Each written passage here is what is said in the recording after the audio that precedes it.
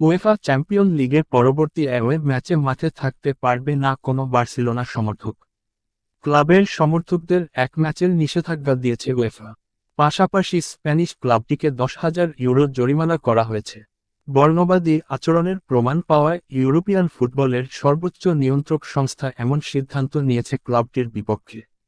এএফপিতে প্রকাশিত আজ শুক্রবারের 27 সেপ্টেম্বর প্রতিবেদন অনুসারে গত 19 সেপ্টেম্বর চ্যাম্পিয়ন লিগের ম্যাচে বর্ণবাদী আচরণ করেছে বার্সা ভক্তরা, যা উয়েফার আচরণবিধির স্পষ্ট লঙ্ঘন।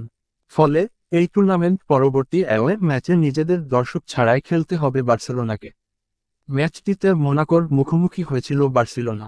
মোনাকোর মাঠে তাদের কাছে 2-1 গোলের হার দিয়ে শুরু হয় 5বারের শিরোপাজয়ীদের আসর। বার্সার পরবর্তী অ্যাওয়ে ম্যাচ আগামী 6 নভেম্বর সার্বিয়ান ক্লাব ক্রাভেনা জাভেৎসার বিপক্ষে। ম্যাচটি অনুষ্ঠিত